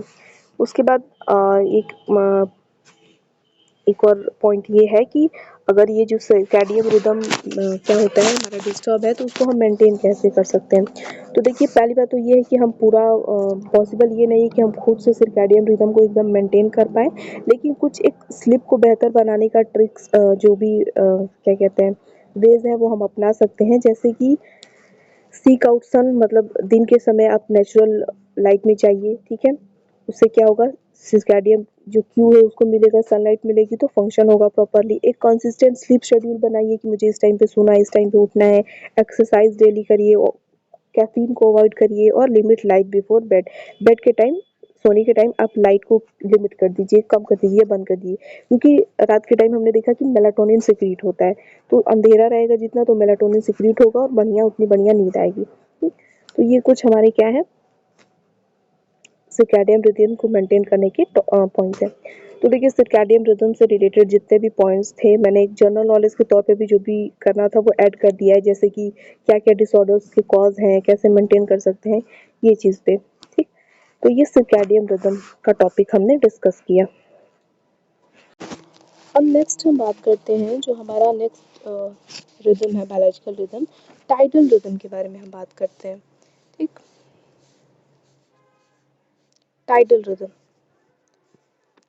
उससे पहले एक चीज़ यहाँ पे ये लिखी है कि देखिए जो रिदम्स हमारे सिलेबस में लिखे हैं, जैसे टाइडल रिदम, उसके बाद लूनर रिदम और जो अभी हमने देखा सर्कैडियन रिदम, इसके बारे में हम डिटेल में बात करेंगे। इसके अलावा अल्ट्रा रेडियन और इंफ्रा रेडियन रिदम भी होते हैं। तो अल्ट्रा रेडियन रिदम क्या होता है ना, जिसका time period less than 24 hour होता है, 24 घंटे से कम में जितने भी साइकिल्स होते रहते हैं, तो उसके अंदर क्या होता है, उसको अल्ट्रा रिदम हम अल्ट्रा रेडियन रिदम कहते हैं। और ये मोर फ्रिक्वेंटली रिपीटेड होता है, मतलब ज़्यादा रिपीट होता है। इसका एग्जांपल आता है सर्काटाइडल रिदम, ठीक है। इसके अलावा इंफ्रारेडियन रिदम क्या होता है, जिसका टाइम पीरियड 24 घंटे से ज़्यादा होता है और ये लेस फ्रिक्वेंटली, मतलब लेस फ्रिक्वेंटली रिपीटेड होता है इसके कंपेयर में, ठीक। तो ये दो रिदम हो गए। नेक्स्ट हम बात करते हैं अपने टाइडल रिदम पे। तो देखिए टाइडल रिदम क्या है, टाइड से रिलेटेड जो टाइड्स आती है हमारी, टाइड्स क्या होती हैं कि जो समुद्र की लहरें होती हैं उसमें, तो उनमें एक रेगुलर पैटर्न में क्या होता है, राइज होता है और फॉल होता है, उसी को हम क्या कहते हैं, टाइड कहते हैं, ठीक है। और ये होता क्यों है, तो ये होता है हम कह सकते हैं कि सन, मून और अर्थ सबका जब ग्रेविटेशनल फोर्स इंटरेक्ट करते हैं ना, इन्हीं की वजह से क्या होता है, हमारा टाइड्स आते हैं। जैसे अगर हम बात करें कि ये क्या है कि समुद्र है हमारा, कोई भी ओशन है, ठीक है। तो ओशन में क्या होता है कि ये मान लीजिए आप लेवल बना लीजिए, यहाँ पे ब्लैक कहाँ गया लेवल, तो एक लेवल है हमारा इसका। तो क्या होता है इनमें रेगुलरली क्या होता है कि राइज होता है। मान लीजिए ये इतना उठा, समुद्र का जो वेव है ये इतना उठा, तो इसको हम क्या कहते हैं, हाई टाइड कहते हैं। और यही जो सबसे अपने लो सबसे मैक्सिमम पे जाता है तो उसको हम हाई टाइड कहते हैं, सबसे लोएस्ट पे जाता है तो हम उसको लो टाइड कहते हैं। तो ये टाइड होता है, और ये होता कैसे है कि मून के ग्रेविटेशनल फोर्स के कारण, कि मतलब ये अगर हमारी ब्लू से बनाना चाहिए ना, अर्थ है और ये क्या है, मून है, ठीक है। तो ये क्या करता है, इलिप्टिकल ऑर्बिट में अर्थ के चक्कर लगाता रहता है मून। तो इसी की ग्रेविटेशनल फोर्स के कारण ये क्या करता है, जो समुद्र की लहरें हैं, जो ओशन वाटर है, ये क्या करता है, खींचता है अपनी तरफ, और उन्हीं की वजह से क्या होता है, टाइड होता है, टाइड्स आते हैं, ठीक। तो ये टाइड के बारे में हमने बात की। टाइडल रिदम्स के बारे में हम बात करेंगे, तो एक बार अगर हम ये चीज़ भी डिस्कस कर लें तो ठीक रहेगा। देखिए क्या होता है कि स्प्रिंग टाइड और नीप टाइड के बारे में हम बात करेंगे। हाई टाइड और लो टाइड भी एक चीज़ होती है जो अभी हमने डिस्कस किया ना, कि जैसे यहाँ पे अगर डिस्कस करें हम, ये अर्थ है और ये मून है, तो ये चक्कर लगाता रहता है ऐसे इलिप्टिकल ऑर्बिट में। तो क्या करता है कि मून जी यहाँ पे पास होता है तो ज़्यादा ग्रेविटेशनल फोर्स एक्वायर करेगा, तो वहाँ पे जो वेव्स उठती हैं जिसे हम बल्जेस कहते हैं, ये बल्जेस हैं, ऐसे वेव्स आई तो वो हाई टाइड होता है। तो यहाँ पर हाई टाइड होगा, यहाँ पे भी हाई टाइड होगा, और इसके अपोजिट में लो टाइड होगा, ठीक। हाई टाइड और लो टाइड की बात करें, स्प्रिंग टाइड की अगर हम बात करें तो क्या होता है कि न्यू मून कंडीशन होता है, एक फुल मून कंडीशन होता है। न्यू मून कंडीशन में क्या होता है कि जो सन होता है, ठीक, जो मून होता है वो सन और अर्थ के बीच में होता है, ठीक है। तो यहाँ पे क्या करता है, यहाँ पे जो मून होता है ये ग्रेविटेशनल फोर्स अप लगाएगा, ठीक। और ये सन भी होता है, ये भी ग्रेविटेशनल फोर्स लगाएगा। तो यहाँ पे क्या हो जाता है ना कि सन की ग्रेविटी की वजह से, मतलब एडिशनल वो कॉज कर देता है, ग्रेविटेशन कॉज कर देता है। तो यहाँ पे जो टाइड्स होती है ना बहुत ही ग्रेटेस्ट होती हैं, ठीक। जो हाई टाइड होती है वो और ज़्यादा हाई टाइड हो जाती है, एकदम हाईएस्ट हायर हो जाती है, और जो लो टाइड होता है वो और ज़्यादा लोअर हो जाता है। ये न्यू मून कंडीशन में होता है, ठीक। और इसी को हम स्प्रिंग टाइड कहते हैं। वहीं जो क्या होता है, फुल मून कंडीशन में क्या होता है कि जो अर्थ होती है वो सन और मून के बीच में आ जाती है, ठीक। नेक्स्ट हम बात करें लीप टाइड क्या होता है चीज़, कि हमारा टॉपिक क्या है, टाइडल रिदम है, लेकिन एक दो पॉइंट यहाँ पे हम डिस्कस कर लेते हैं। लीप टाइड में क्या होता है कि जब सन, अर्थ और मून तीनों 90 डिग्री पे राइट एंगल पे आ जाते हैं ना, तो उसको हम क्या कहते हैं, नीप टाइड कहते हैं। यहाँ पे क्या होता है कि यहाँ पे चूंकि देखिए राइट एंगल पे है तो ज़्यादा दूरी हो जाती है थोड़ी, तो या तो मून जब अपने थर्ड क्वार्टर में हो या फर्स्ट क्वार्टर में, मून के अलग अलग फेजेस होते रहते हैं, तब ये बनता है राइट एंगल वाला चीज़ बनता है, ठीक। तो यहाँ पे नीप टाइड होता है। यहाँ पे जो हाई टाइड होती है वो ज़्यादा उतनी हाई नहीं होती है, जो लो टाइड होती है उतनी लो भी नहीं होती है, तो नीप टाइड इस केस में होता है, ठीक। इंटर टाइडल जोन क्या होता है, इंटरटाइडल जोन, इंटरटाइडल स्पीशीज, कुछ पॉइंट्स आएंगे। तो इंटरटाइडल जोन वो एरिया होता है ना जहाँ पे जो ओशन होता है वो लैंड से मीट करता है बिटवीन हाई और लो टाइड। हाई टाइड और लो टाइड के बीच में जब ओशन लैंड से मीट करता है, उस जोन को हम क्या कहते हैं, जिस एरिया में, उस जोन को हम इंटरटाइडल जोन कहते हैं, और वहाँ पे जो स्पीशीज पाई जाती है हमको इंटरटाइडल स्पीशीज कहते हैं, ठीक है। अब हम बात करते हैं टाइडल रिदम की। तो देखिए टाइडल रिदम को और किस नाम से जाना जाता है, सेमी लूनर रिदम के नाम से जाना जाता है, ठीक। तो tidal rhythm, also known as semi-lunar rhythm, refer to biological rhythms that occur in response to the tidal cycle of ocean। जो ओशन का जो टाइडल साइकिल है उसके रिस्पॉन्स में जो रिदम क्रिएट होता है उसको हम क्या कहते हैं, टाइडल रिदम कहते हैं। और ये रिदम्स क्योंकि अब ओशन के से रिलेटेड है, वहाँ के रिस्पॉन्स से रिलेटेड, ओशन के साइकिल से, तो वही देखने को मिलेगा, ठीक है। और किनके में, एनिमल्स की अगर हम बात करेंगे तो मरीन ऑर्गेनिज्म में टाइडल रिदम्स देखने को मिलते हैं, ठीक है, that are synchronize with the regular ebb and flow of of tide, जो जो रेगुलर एब एंड फ्लो है टाइड का, उससे वो सिंक्रोनाइज्ड हो जाते हैं जो मरीन ऑर्गेनिज्म होते हैं। टाइडल रिदम मरीन ऑर्गेनिज्म में देखने को मिलता है।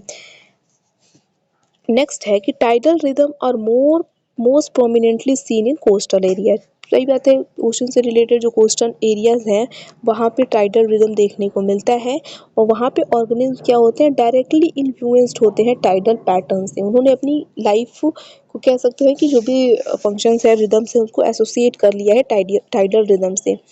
जो प्राइमरी एनवायरमेंटल क्यू है, जैसे सर्कैडियन रिदम में क्या था, लाइट था, तो इसमें क्या होता है, टाइडल रिदम में क्या होता है, fluctuation in water levels caused by gravitational pull of moon and the sun. जो ग्रेविटेशनल मून और सन की ग्रेविटेशनल पुल की वजह से जो फ्लक्चुएशंस होता रहता है वाटर लेवल में, वही क्या होता है, मेन इसका क्यू होता है टाइडल रिदम में, मेन सिग्नल होता है। ठीक, the rise and fall of tide create distinct cycle of high and lower water levels which marine organism है adapted to। तो जैसे हमने बात की कि जो जब एक मैक्सिमम पे पहुंच जाए तो हाई टाइड होता है, लोअर पे पहुंच जाए तो लो टाइड होता है। ठीक है, तो इन्हीं वेव्स के पैटर्न के टाइडल पैटर्न्स को क्या किया है, जो मरीन ऑर्गेनिज्म है उन्होंने खुद को भी उस हिसाब से अडेप्ट किया हुआ है। नेक्स्ट बात करें तो this rhythms can affect a range of biological process. अब ये जो टाइडल रिदम्स हैं जो भी वहाँ पे मैरीन ऑर्गेनिज्म रह रहे हैं, उनकी जो बायोलॉजिकल प्रोसेस है उनको एक बहुत ही ग्रेटर लेवल पे अफेक्ट करती हैं। जैसे जो मरीन ऑर्गेनिज्म है उनके बिहेवियर को, फीडिंग पैटर्न, रिप्रोडक्शन और अदर जो फिजियोलॉजिकल चेंजेस हैं उस ऑर्गेनिज्म के अंदर, ये सारी चीज़ें टाइडल रिदम्स के कारण अफेक्ट होती हैं। जैसे एग्जांपल के लिए क्या है कि कुछ जो मरीन ऑर्गेनिज्म है उनका जो फीडिंग बिहेवियर है, ठीक, तो वो इस बात पे डिपेंड करता है कि अलग-अलग जो टाइडल साइकिल है उनके अलग-अलग फेजेस में किस फेज में फूड अवेलेबिलिटी ज़्यादा रहेगी, उनको ये बात पता है, उन्हीं के हिसाब से उन्होंने अपना फीडिंग बिहेवियर बना के रखा है। ठीक, रिप्रोडक्टिव एक्टिविटीज़ भी है जैसे स्पॉनिंग या फिर माइग्रेशन, ये सब भी क्या होती है टाइडल रिदम के कारण इन्फ्लुएंस होती है। स्पॉनिंग का मतलब क्या होता है कि जो एग और स्पर्म्स का रिलीज करना है पानी में, ठीक, जो जो एक्सटर्नल फर्टिलाइजेशन करने वाले जो ऑर्गेनिज्म होते हैं वो पानी में अपना स्पर्म और एग रिलीज करते हैं, तो उसी चीज़ को हम क्या कहते हैं, स्पॉनिंग। तो कहने का क्या मतलब है कि ये जो टाइडल रिदम होते हैं, मरीन ऑर्गेनिज्म जो भी उस एरिया में रह रहे हैं, उनकी जो पूरी बायोलॉजिकल प्रोसेसेस है, फिजियोलॉजी है, उन सबको अफेक्ट करती है। ठीक, वो ऑर्गेनिज्म भी इन टाइडल रिदम्स से अफेक्टेड है, इन्फ्लुएंस है, और खुद को उन्होंने उस हिसाब से ही क्या कहते हैं, अडेप्ट करके रख लिया है। ठीक, नेक्स्ट क्या है कि in some cases the timing and intensity of tidal rhythm can vary depending on the species and their specific habitat. तो कुछ केसेस में क्या होता है, जो इंटेंसिटी और टाइमिंग, मतलब वो टाइडल रिदम कितना स्ट्रॉन्ग है, कि उसकी टाइमिंग क्या है, ये स्पीशीज से और स्पीशीज के अलग अलग हैबिटेट से डिफर करती है। ठीक, मतलब जरूरी नहीं है कि हर स्पीशीज में सेम ही इंटेंसिटी और सेम ही टाइमिंग पे जो टाइडल रिदम है वो होगा। ठीक, वो वेरी करता है। जैसे एग्जांपल की क्या है कि जो इंटरटाइडल ऑर्गेनिज्म है, ठीक, वो क्या करते हैं, experience more pronounced tidal fluctuations as they inhabit area that are expose to both high and low tide. तो जो इंटरटाइडल ऑर्गेनिज्म होते हैं वो ज़्यादा टाइडल फ्लक्चुएशंस को क्या करते हैं, क्या कहते हैं, एक तरह से एक्सपोज होते हैं वो। क्यों? क्योंकि वो ऐसे एरियाज में रहते हैं जहाँ पे हाई टाइड और लो टाइड दोनों देखने को मिलता है, इसीलिए उन पे ज़्यादा असर होता है इसका। It's important to note that tidal rhythm, यहाँ पे ये बात बताई गई है कि जो टाइडल रिदम है वो अलग होता है सर्कैडियन रिदम से। ठीक, क्योंकि ये जो टाइडल रिदम है ये डायरेक्टली इन्फ्लुएंस है एक्सटर्नल टाइडल से। ठीक, जो एक्सटर्नल क्यूज है उनसे, जैसे कि जो हमारे अर्थ, सन और मून का ग्रेविटेशनल फोर्स है उससे इन्फ्लुएंस है। वहीं जो हमारा सर्कैडियन रिदम होता है वो क्या होता है, वहाँ पे हमारी एक इंटरनल क्लॉक होती है, ठीक, जो उसको रेगुलेट करती है। और वहीं जो सेमी लूनर, ये जो हमारा टाइडल जो है, जो टाइडल रिदम जो हमारे होते हैं उनकी जो पीरियोडिसिटी होती है वो क्या होती है, या तो सेमी लूनर हो सकती है, मतलब अप्रॉक्स 12.4 आवर का हो सकता है, या फिर लूनर हो सकता है, अप्रॉक्स 24.8 आवर्स का हो सकता है। ये इसकी टाइमिंग है। ठीक, ओवरऑल अगर हम बात करें तो टाइडल रिदम क्या करते हैं, जो मैरीन ऑर्गेनिज्म जो भी वहाँ पे रह रहे हैं, तो उन्होंने सिंक्रोनाइज कर दिया है जो भी उनकी बायोलॉजिकल एक्टिविटीज़ है उसको टाइडल रिदम्स के साथ। मतलब जो भी बायोलॉजिकल रिदम है टाइडल रिदम दोनों साथ साथ काम करेंगे। ठीक, इंश्योरिंग ऑप्टिमल सर्वाइवल, जिसकी वजह से उनकी सर्वाइवल का रेट भी बढ़ जाता है, रिप्रोडक्शन, रिसोर्स यूटिलाइजेशन, ये सारी बातें इन पे हम उन्होंने सब कुछ सिंक्रोनाइज करके रखा है अपना टाइडल रिदम से। अब बात करते हैं फंक्शंस क्या क्या है टाइडल रिदम की, जो भी मरीन ऑर्गेनिज्म है उनमें क्या क्या फंक्शन परफॉर्म होता है। तो देखिए, tidal rhythm also known as semi lunar rhythm serve various function in organism that inhabit coastal और टाइडल एनवायरनमेंट। तो जो भी कोस्टल या फिर टाइडल एनवायरनमेंट में जो भी ऑर्गेनिज्म रह रहे हैं, तो उनमें जो हमारा टाइडल रिदम होता है वो अलग अलग फंक्शन परफॉर्म करता है। These rhythms are synchronized with the regular ebb and flow of tides and play important role in the ways। तो क्या क्या है देखिए, सबसे पहला है रिप्रोडक्शन एंड स्पॉनिंग। तो इसमें क्या होता है कि tidal rhythm influence the reproductive behaviour of many marine organism. जो टाइडल रिदम है वो जो रिप्रोडक्टिव बिहेवियर है कई सारे जो मेरीन ऑर्गेनिज्म को उनको क्या करता है, अफेक्ट करता है। जैसे सम स्पीशीज जो है, कुछ स्पीशीज है फिश की, मोलस्क की और क्रस्टेशियंस की, तो उन्होंने क्या कर दिया ना, अपने स्पॉनिंग और रिप्रोडक्शन का टाइम टाइडल रिदम के टाइडल साइकिल जो है उसके साथ उन दोनों सिंक्रोनाइज कर दिया कि हम इस पर्टिकुलर टाइम पे ही क्या करेंगे, स्पॉनिंग करेंगे या रिप्रोडक्शन करेंगे। और ये चीज़ वो करती क्यों है, क्योंकि इनसे जो सक्सेस रेट है ना, रिप्रोडक्शन रेट है, जो फर्टिलाइजेशन का सक्सेस है वो बढ़ जाता है। ठीक, क्योंकि उन्होंने खुद को अडेप्ट किया हुआ है उस टाइडल रिदम, उस टाइडल साइकिल के द्वारा। तो उनको पता है कि इस टाइम पे क्या होगा, इस पर्टिकुलर टाइम पे टाइडल साइकिल का ये फेज आएगा, तो अगर मैं इस टाइम पे रिप्रोडक्शन या फिर स्पॉनिंग करूंगी तो फर्टिलाइजेशन का चांस बहुत ही ज़्यादा होगा, हाई होगा। ठीक है, तो some species of fish, mollusks and crustaceans time their reproductive activities such as spawning or releasing egg to coincide with the specific tidal condition। एक specific tidal condition के साथ वो coincide कर जाए, इसीलिए उन्होंने खुद को ऐसे अडेप्ट किया है। The timing of this event is crucial for maximizing reproductive success। और इसका टाइमिंग जरूरी क्यों है, ताकि वो रिप्रोडक्टिव सक्सेस का क्या हो सके, मैक्सिमाइज हो सके।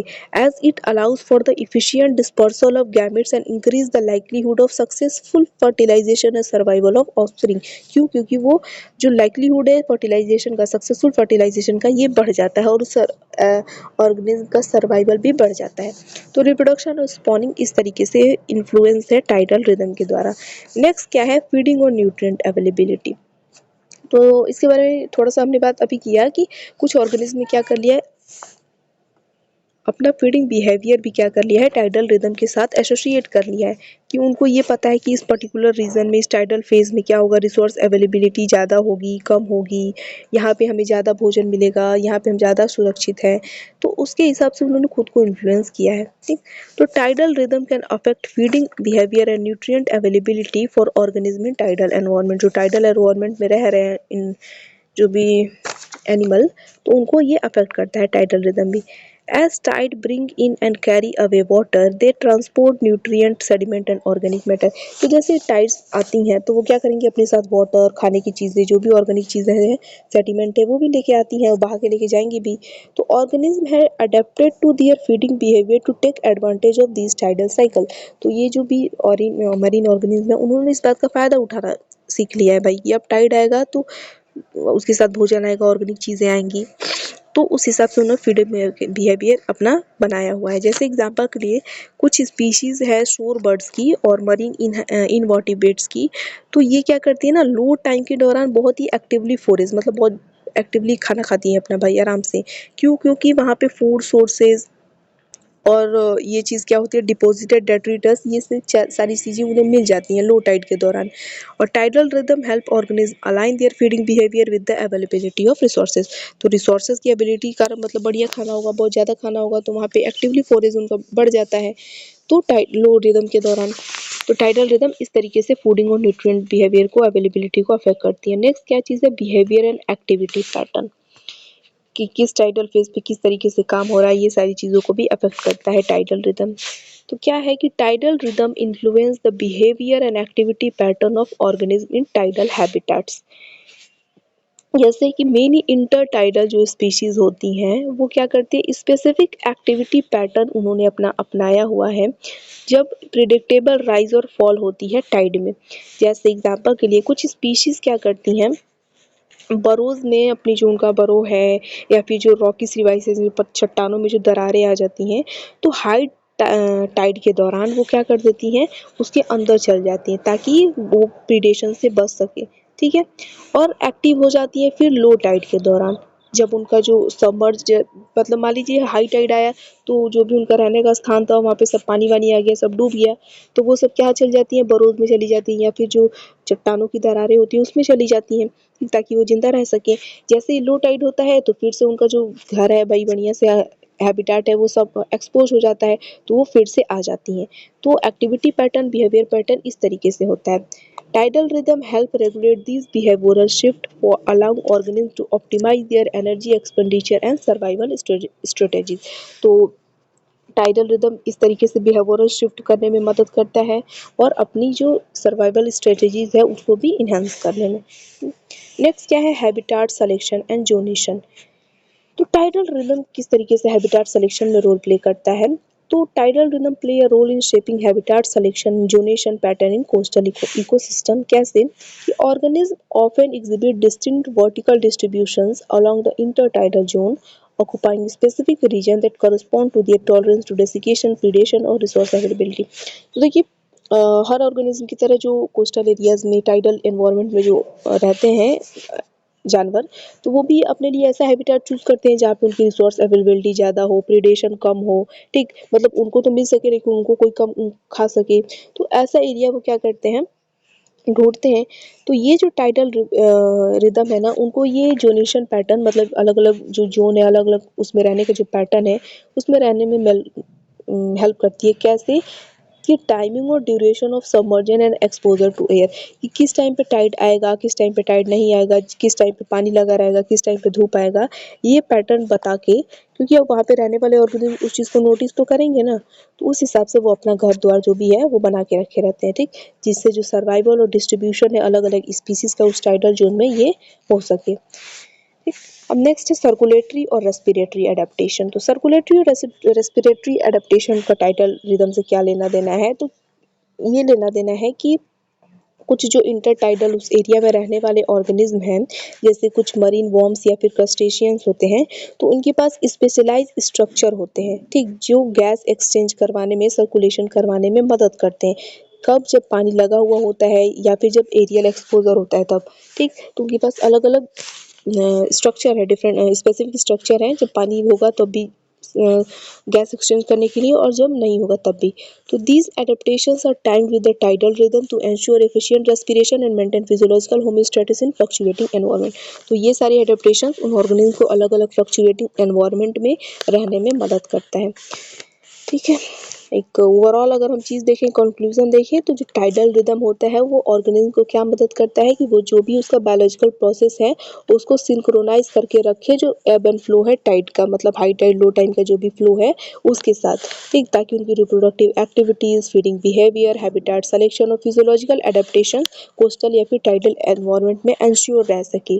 और ये जो रिदम होते हैं सर्वाइवल, रिप्रोडक्शन और इकोलॉजिकल फंक्शनिंग के लिए ज़रूरी होते हैं, ये जिस एनवायरनमेंट में रहते हैं, मतलब टाइडल एनवायरनमेंट में रहते हैं। तो ठीक, तो ये हमारा जो नेक्स्ट था टाइडल रिदम वो हो गया। अब नेक्स्ट हम रिदम की बात करते हैं, लूनर रिदम की हम बात करते हैं। तो लूनर मतलब लूनर चाँद से रिलेटेड है ये चीज़। तो यहाँ पे क्या होता है ना, जो भी बायोलॉजिकल रिदम्स हैं ये मून के अलग अलग फेजेस, जो चाँद होता है वो उसका अलग अलग फेज होता है ना, तो उसके साथ सिंक्रोनाइज होते हैं, ठीक, ये जो लूनर रिदम होते हैं। तो देखिए लूनर रिदम्स जैसे इनको और क्या कहा जाता है, लूनर साइकिल या फिर lunar related rhythm are biological rhythms that are synchronized with the phases of moon. ये मून के अलग अलग फेजेस के साथ क्या है, सिंक्रोनाइज है, ठीक। These rhythms are observed in various organisms। ये जो लूनर रिदम है ये भी हमें अलग अलग ऑर्गेनिज्म में देखने को मिलता है, including marine species, insects and even some mammals, ठीक। तो लूनर रिदम क्या है, बायोलॉजिकल रिदम जो भी है उसको किसके साथ सिंक्रोनाइज किया गया है, मून के अलग अलग फेजेस के साथ। और ये किस में देखने को मिलता है, कई सारे ऑर्गेनिज्म में, जैसे मरीन स्पीशीज में, इंसेक्ट्स में और कुछ मैमल्स में भी लूनर रिदम देखने को मिलता है, ठीक। लूनर रिदम और primarily influenced by the changing pattern of moonlight. तो जो चेंजिंग पैटर्न है मूनलाइट का, मूनलाइट अलग अलग फेजेस होते हैं मून के, ठीक है, ऐसा ऐसा होता है ना, इतना हुआ फिर उतना हुआ फिर पूरा मून आता है हमारा, तो अलग अलग फेजेस के साथ क्या है ये जो मूनलाइट का अलग अलग चेंजिंग पैटर्न है उसके साथ ही इन्फ्लुएंस है, which are associated with the lunar cycle. और ये जो लूनर साइकिल है ये अप्रोक्सीमेटली 29.5 डेज का होता है। इस दौरान क्या होता है, जो मून का ट्रांजिशन होता है, अलग अलग शेप जो निकलता रहता है उसी को, ठीक, through its different forces such as new moon, first quarter, full moon and last quarter. तो इन सारे डिफरेंट डिफरेंट मून के फेजेस के दौरान जो बायोलॉजिकल रिदम्स एसोसिएट होती हैं उसी को हम क्या कहते हैं, लूनर रिदम कहते हैं। ऑर्गेनिज्म, जो ऐसे ऑर्गेनिज्म जो लूनर रिदम को एग्जिबिट करते हैं वो क्या करते हैं, बिहेवियरल और फिजियोलॉजिकल चेंजेस शो करते हैं लूनर फेजेस के दौरान। मतलब अगर ऐसा मून है तो कुछ और शो होगा, ऐसा मून है कुछ और शो होगा, ठीक। These changes can induce variations in activity levels, feeding behavior, reproduction, migration and other biological process। और इनकी वजह से क्या होता है कि अलग अलग मून की फेजेस के दौरान जो बिहेवियरल और फिजियोलॉजिकल चेंजेस होते रहते हैं, तो ये एक्टिविटी लेवल में, फीडिंग बिहेवियर में, रिप्रोडक्शन में, माइग्रेशन में और भी डिफरेंट बायोलॉजिकल प्रोसेस में क्या करती हैं, इफेक्ट डालती हैं। जो कुछ मरीन ऑर्गेनिज्म है, जैसे कुछ कोरल्स की स्पीशीज, सी टर्टल और फिश, वो क्या करती हैं अपने रिप्रोडक्टिव टाइमिंग, जैसे रिप्रोडक्टिव जो एक्टिविटीज़ हैं जैसे स्पॉनिंग या फिर माइग्रेशन, ये सब कुछ भी क्या करती है, लूनर क्यूज, जो लूनर सिग्नल है, लूनर रिदम का साइकिल का सिग्नल है उसके हिसाब से अडेप्ट करके रखी रहती हैं। जैसे एग्जांपल के लिए कुछ स्पीशीज है कोरल्स की, तो वो क्या करती हैं, जो अपना एग या फिर स्पर्म का रिलीज है ना, वो स्पेसिफिक लूनर फेज के दौरान करती हैं। और क्यों, रीज़न यही है कि उनका सक्सेसफुल फर्टिलाइजेशन हो, डिस्पर्सल हो, इसलिए ये सब करती हैं। इंसेक्ट में अगर बात करें तो लूनर रिदम क्या होता है, मेटिंग का, कोर्टशिप डिस्प्ले और नॉकटर्नल एक्टिविटी को अफेक्ट करता है। कुछ मॉथ स्पीशीज होती हैं जैसे, वो क्या करती हैं, वो सर्टन लूनर फेज के दौरान बहुत ज़्यादा एक्टिव रहती हैं, मतलब एक स्पेसिफिक लूनर फेज के दौरान बहुत ज़्यादा एक्टिव रहती हैं। वहीं कुछ क्या करती हैं, जो अपना मेटिंग बिहेवियर है वो मूनलाइट के कंडीशन के हिसाब से क्या कर लेती हैं, सिंक्रोनाइज करके उन्होंने रखा हुआ है, ठीक, कि इस पर्टिकुलर मूनलाइट में ऐसा जो उनका एक्टिविटी होगा, मीटिंग बिहेवियर, उसको परफॉर्म करेंगे। नेक्स्ट पॉइंट है कि लूनर रिदम क्या होता है, एक वैरायटी ऑफ ऑर्गेनिज्म में देखने को मिलता है हमें, ठीक है। लेकिन ये बात हमें जानने की ज़रूरत है कि जितने भी स्पीशीज़ है ना वो सेम एक्सटेंट, मतलब सेम अमाउंट में ही नहीं इन्फ्लुएंस होते हैं, सब कुछ अलग अलग अमाउंट में इन्फ्लुएंस होते हैं मूनलाइट के दौरान, मूनलाइट फेजेस के दौरान। और स्पेसिफिक मैकेनिज्म भी होता है उस रिदम के दौरान, ठीक, जो अभी स्टडी किया जा रहा है। कुछ ऑर्गेनिज्म होते हैं वो क्या करते हैं, rely more on other cues, अलग अलग क्यूज पे रिलाई करते हैं, जैसे लाइट इंटेंसिटी हो गया या फिर कोई और कंडीशन हो गया लूनर क्यूज के दौरान। मतलब कुछ ऑर्गेनिज्म क्या होता है कि लूनर रिदम में जो ऑर्गेनिज्म क्या होता है कि इन्फ्लुएंस होते हैं मूनलाइट के अलग अलग फेजेस के दौरान, मून के अलग अलग फेजेस के दौरान, ठीक। तो कुछ तो डायरेक्टली सिर्फ मूनलाइट के या फिर मून के अलग अलग फेजेस के से इन्फ्लुएंस होते हैं। कुछ क्या होते हैं कि मूनलाइट का जो लूनर क्यूज है वो भी रहता है, साथ में कुछ उनको एडिशनल क्यू भी चाहिए होता है अपनी एक्टिविटी शो करने के लिए, जैसे लाइट हो गया या फिर कोई और एनवायरमेंटल कंडीशन भी चाहिए होता है, ठीक। अब नेक्स्ट पॉइंट यहाँ पे लिखा गया है कि जो लूनर रिदम है ये सिरकैडियन रिदम और टाइडल रिदम से अलग है। ये बात हमें पता है क्योंकि सिरकैडियन रिदम एक इंटरनल क्लॉक होता है, वो अप्रोक्सीमेटली 24 घंटे का उसका टाइम पीरियड होता है, ठीक। और वो इन्फ्लुएंस करता है किसको, प्राइमरली लाइट डार्क साइकिल को। और वही टाइडल जो रिदम होता है वो जो वाटर है, ओशन वाटर, उसकी एब और फ्लो से रिलेटेड होता है, हाई वेव और लो वेव से। वहीं जो हमारा लूनर साइकिल है वो मून की जो चेंजिंग फेजेस है, अलग अलग फेजेस हैं, उनसे इन्फ्लुएंस होता है। तो ये बेसिक डिफरेंस है, ठीक। ओवरऑल अगर हम बात करें तो लूनर जो हमारा रिदम है वो जो भी ऑर्गेनिज्म जो लूनर रिदम से इन्फ्लुएंस है उनमें अडेप्ट करने में मदद करते हैं, उनकी बिहेवियरल और फिजियोलॉजिकल प्रोसेसेस को, ठीक। नेक्स्ट है कि फंक्शंस की अगर हम बात करें, लूनर रिदम के फंक्शन की हम बात करते हैं। देखिए,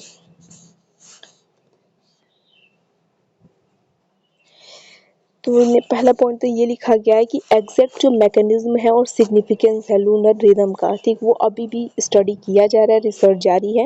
लेकिन जो कुछ पोटेंशियल फंक्शन जो हमें पता चले हैं अब तक, जो बायोलॉजिकल रिदम के साथ सिंक्रोनाइज्ड हैं, तो उसके बारे में हम बात करेंगे। जैसे रिप्रोडक्टिव टाइमिंग सबसे पहला है। तो देखिए लूनर रिदम क्या करता है कई सारे ऑर्गेनिज्म में, कुछ ऑर्गेनिज्म में रिप्रोडक्टिव एक्टिविटी को एंश्योर करता है, रिप्रोडक्टिव टाइमिंग को। जैसे कुछ कई सारे जो मरीन स्पीशीज हैं, जैसे कोरल हो गया, फिश हो गया और सी टर्टल हो गया, तो ये क्या करते हैं ना, ruler related reproductive behaviour show करते हैं। ठीक, दिस बिहेवियर में include timing the release of egg. तो इसके दौरान ये क्या करता है कि ये मून के एक स्पेसिफिक फेज के दौरान ही क्या करते हैं, स्पॉनिंग करते हैं या फिर अपना जो एग है या स्पर्म है उसको रिलीज करते हैं। ठीक, इससे होता क्या है कि जो चांस है सक्सेसफुल फर्टिलाइजेशन का और ऑफस्प्रिंग के सर्वाइवल का वो बढ़ जाता है। और क्या होता है, जो अवेलेबिलिटी है रिसोर्सेज की, उस फेवरेबल एनवायरमेंटल कंडीशंस के दौरान ये भी इंश्योर हो जाती है। नेक्स्ट क्या है, माइग्रेशन और नेविगेशन।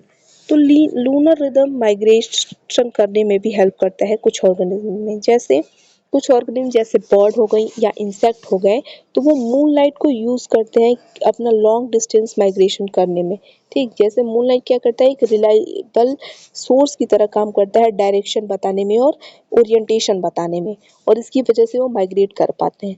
ठीक, तो by utilizing lunar cues in conjunction with other navigational mechanisms, organism can maintain their internal intended migration route and reach their desired destination। तो ये मून को एक क्यू के तौर पे यूज करते हैं अपना माइग्रेशन करने के लिए, डायरेक्शन पता लगाने के लिए। तो लूनर रिदम कुछ इस तरीके से भी हेल्प करता है। नेक्स्ट क्या है, फीडिंग और फोरेजिंग पैटर्न को भी लूनर रिदम इन्फ्लुएंस करता है। कैसे कि कुछ मरीन स्पीशीज होती हैं, तो उनमें क्या होता है ना कि अवेलेबिलिटी ऑफ फूड रिसोर्सेज को ये क्या करता है, अफेक्ट करता है। जैसे कि कुछ सर्टन फिश स्पीशीज है, तो उन्होंने क्या किया, अपनी फीडिंग एक्टिविटीज को specific moon phase, lunar phase के दौरान क्या कर लिया है, टाइम कर लिया है कि इस पर्टिकुलर जब मून का फेज आएगा तो वहाँ पे उन्हें अबंडेंस ज़्यादा मिलता है। ठीक, खाने को उनको चीज़ ज़्यादा मिलता है। वही टेरेस्ट्रियल इकोसिस्टम में क्या होता है कि जो नॉकटर्नल एनिमल्स होते हैं, जो रात में एक्टिव रहते हैं, तो वो अपना फोरेजिंग बिहेवियर, खाने का जो बिहेवियर है वो चेंज कर लेते हैं मून लाइट कंडीशन के दौरान, क्योंकि वो तो रात में ही एक्टिव रहते हैं। ठीक, तो उनको फूड सोर्सेज और पोटेंशियल जो उनको प्रीडेटर है उनको पता लगाने में मदद करता है मूनलाइट। ठीक, लूनर रिदम। नेक्स्ट है प्रीडेशन और एंटी प्रीडेशन स्ट्रेटजीज। तो इसमें क्या होता है कि कुछ प्रीडेटर जो होते हैं, जो अपना प्रे ढूंढते रहते हैं, तो वो मूनलाइट का यूज करते हैं उसके लिए। ठीक है, इससे रिस्पॉन्स में क्या है कि कुछ प्रे स्पीशीज हैं वो क्या करती हैं, in response, prey species might adjust their behavior to reduce the risk of predation during period of heightened moonlight, such as altering their activity pattern or seeking protective cover। तो कुछ जो क्या है प्रीडेशन और एंटी प्रीडेशन स्ट्रेटजी में, कि कुछ जो ऑर्गेनिज्म है वो मूनलाइट को यूज करते हैं अपना प्रे को ढूंढने में, वही जो प्रे है वो भी खुद को बचाने में भी यूज करता है। ठीक, तो ये प्रीडेशन और एंटी प्रीडेशन स्ट्रेटजी यूज होता है मूनलाइट में, लूनर रिदम में। नेक्स्ट है हमारा क्या, सोशल और कम्युनिकेशन बिहेवियर। तो मूनलाइट या लूनर रिदम सोशल और कम्युनिकेशन में कैसे इन्फ्लुएंस डालता है, तो क्या है कि कुछ स्पीशीज है फ्रॉग की और इंसेक्ट की, उन्होंने अपना मेटिंग कॉल या फिर जो कोर्टशिप बिहेवियर है उसको किसके साथ एसोसिएट कर लिया है, लूनर फेज के दौरान, कि वो एक स्पेसिफिक लूनर फेज में ही क्या करते हैं, मेटिंग कॉल देते हैं अपने जो भी उनके पार्टनर है उनको। ठीक, तो मूनलाइट क्या कर देता है, विजुअल कम्युनिकेशन को बढ़ा देता है बिटवीन इंडिविजुअल, ताकि सक्सेसफुल रिप्रोडक्शन और मेट सिलेक्शन हो सके। ठीक, और यहाँ पे एक बात, यही बात लिखी गई है कि जो सिग्निफिकेंस है, एक्सटेंट है, कि कोई एक ऑर्गेनिज्म कितना एक्सटेंट से इन्फ्लुएंस होगा मूनलाइट से या लूनर रिदम से, ये क्या होता है, अलग अलग होता है। Not all organism exhibit strong lunar related behaviour. जितने भी ऑर्गेनिज्म, सब organism strong lunar related behaviour से इन्फ्लुएंस नहीं होते हैं। ठीक, और स्पेसिफिक मैकेनिज्म है जो ये चीज़ करवाता है, जो अभी फुल्ली अंडरस्टूड नहीं है, अभी भी रिसर्च जारी है। ठीक, further research is needed to gain a comprehensive understanding of the function and adaptive significance of lunar rhythm in our organism। तो फर्दर जो स्टडी है, रिसर्च है, वो अभी भी चल रही है ये पता लगाने के लिए कि क्या क्या लूनर रिदम से जो भी ऑर्गेनिज्म इन्फ्लुएंस है तो उसका मैकेनिज्म क्या है, ये सारी बातें पता लगाई जा रही हैं अभी भी।